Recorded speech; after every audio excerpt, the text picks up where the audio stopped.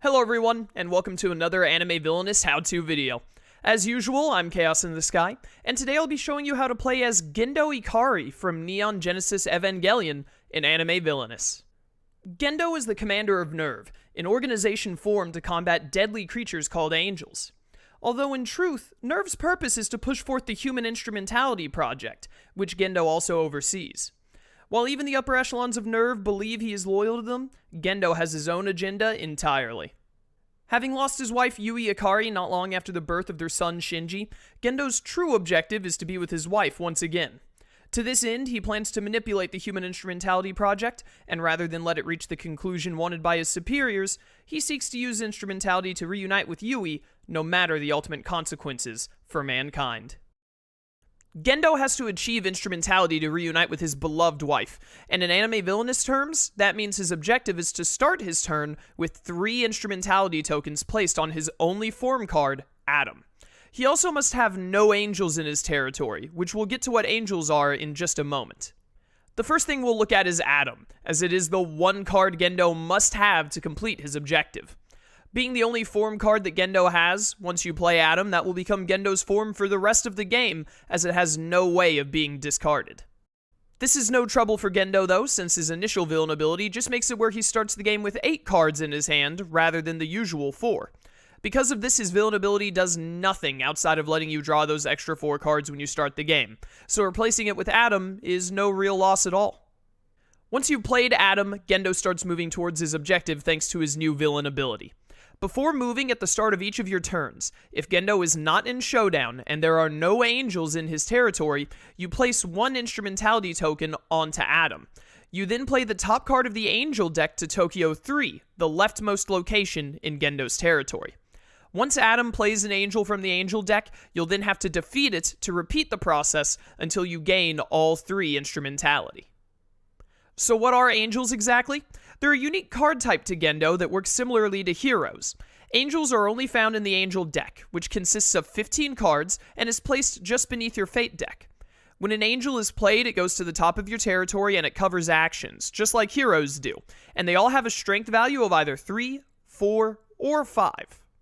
All angels have an ability as well, which is that whenever Gendo fulfills a specific requirement, you move them 1 location towards Terminal Dogma, Gendo's rightmost location. Each angel's ability moves them towards Terminal Dogma until they reach that location, but the requirement to move them is different for each angel. Since that means there are 15 unique requirements, I won't go through each of them in this video. All you really need to know is that each angel moves towards Terminal Dogma when Gendo does something specific. Another important thing to know about the angel deck is that while it is similar to the fate deck, your opponent cannot choose to draw from the angel deck when performing a fate action. Instead, there's an effect card in the fate deck called Red Alert. There are 3 copies of this card, and when played by one of your opponents, they can then reveal the top 2 cards of the angel deck. They get to play one of the angels to Tokyo 3, and then discard the other angel to the angel deck's discard pile.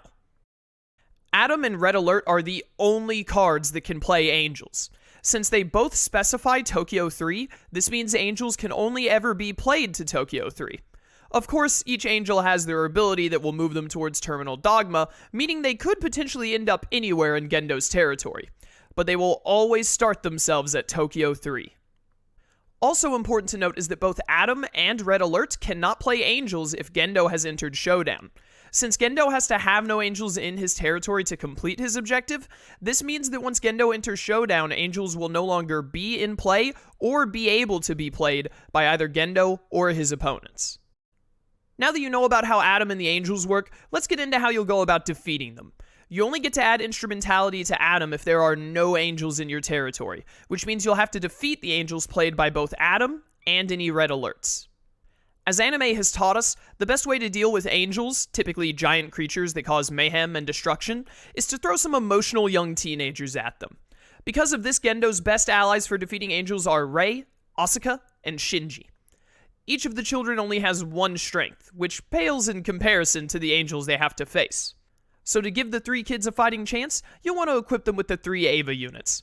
The 3 Avas are items that can only be attached to an ally with exactly 1 strength, which the only allies Gendo has with 1 strength are, you guessed it, the 3 children.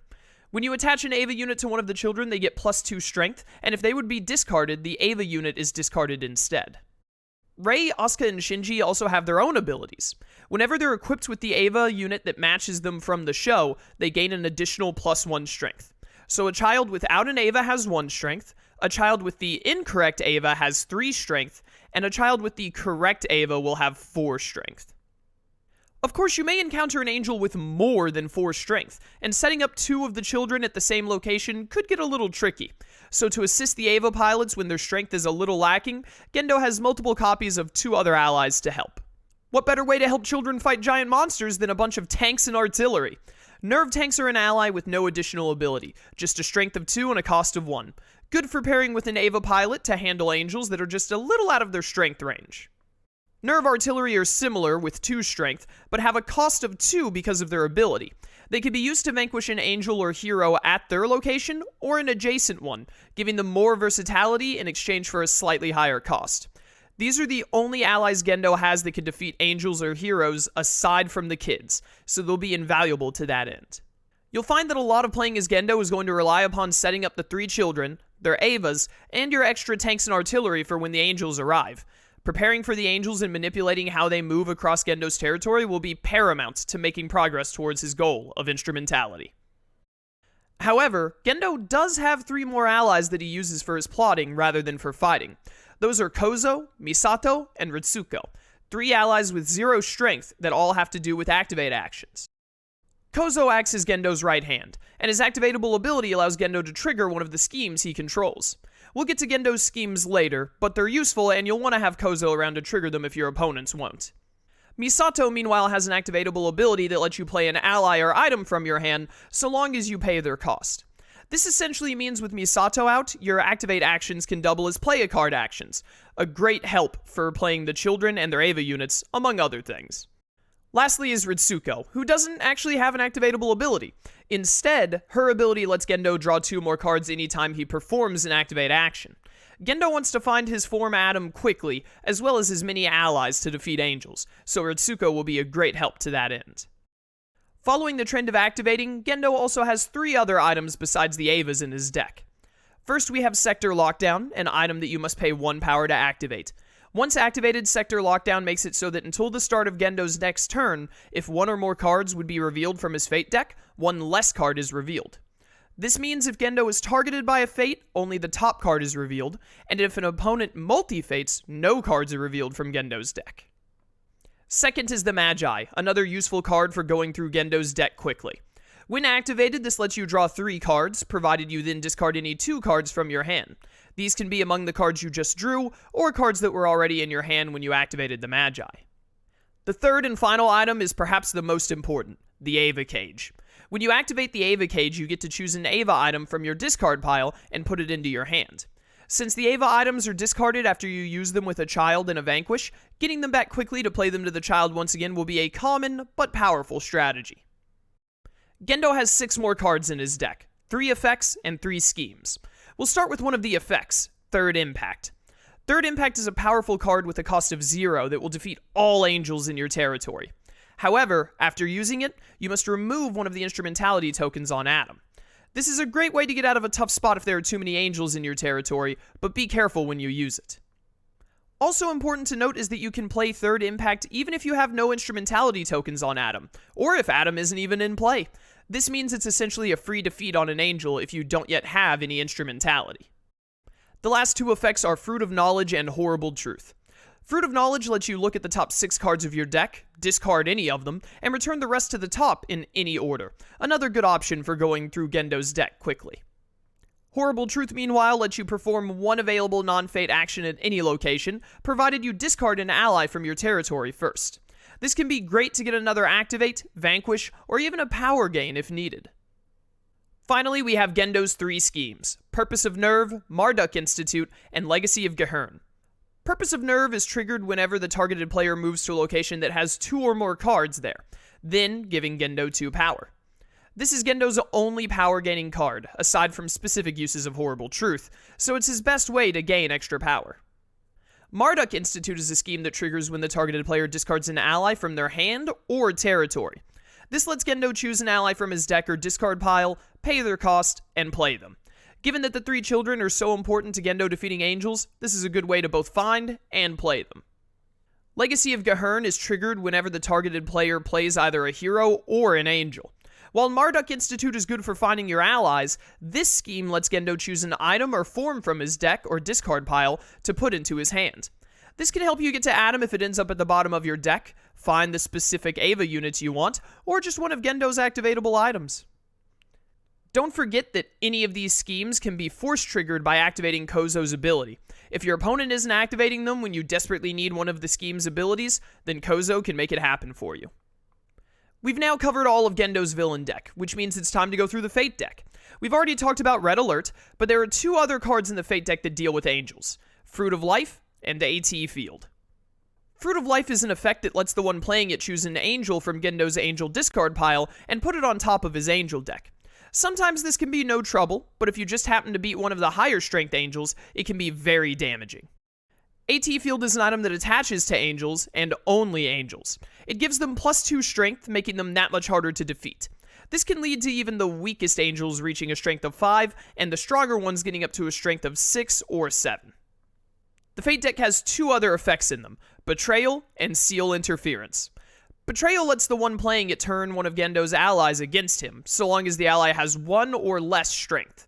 That ally then becomes a hero and is put at the top of Gendo's territory at the same location they were when Betrayal was played.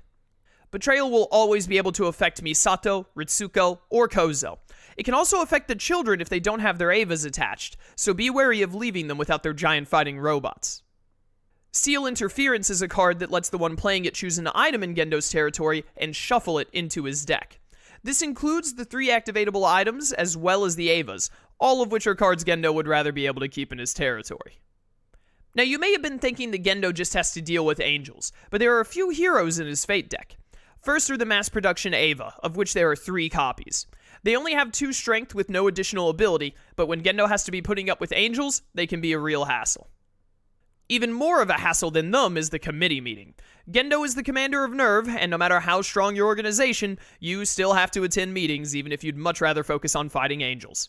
The committee meeting can't be defeated by allies, which means the only way to defeat them is by having Gendo move to their location and perform a clash. To wrap up everything, we have Gendo's challenge: Synchronization Failed. This challenge prevents Gendo from using allies with attached items to defeat angels. This only applies to the 3 children, as they're the only allies that can attach items, who are Gendo's greatest tools for handling the angels. To discard Synchronization Failed, Gendo will have to defeat an angel in a Vanquish action. This means you cannot use Third Impact to defeat an angel and discard the challenge. You'll have to do it using Nerve tanks, artillery, or children that don't have Avas attached to them. Not an insurmountable task, but not one Gendo likes to do when the children with Ava units are typically so effective. We've now covered everything you'll need to know to play as Gendo Ikari. You'll be doing a lot of positioning allies and items to effectively battle angels and achieve instrumentality, and lose a lot of allies along the way. But Gendo is a cold and ruthless man who'll do anything to achieve his goals, no matter what it will cost him or others. If you have any questions relating to Gendo, feel free to leave a comment, and I'll do my best to answer you. Also, check out the description for the playlist to see all the other Anime Villainous how-to videos if there's another character you want to learn about. Thank you for watching this video, and I hope to see you again for more Anime Villainous videos in the future. Until then, farewell.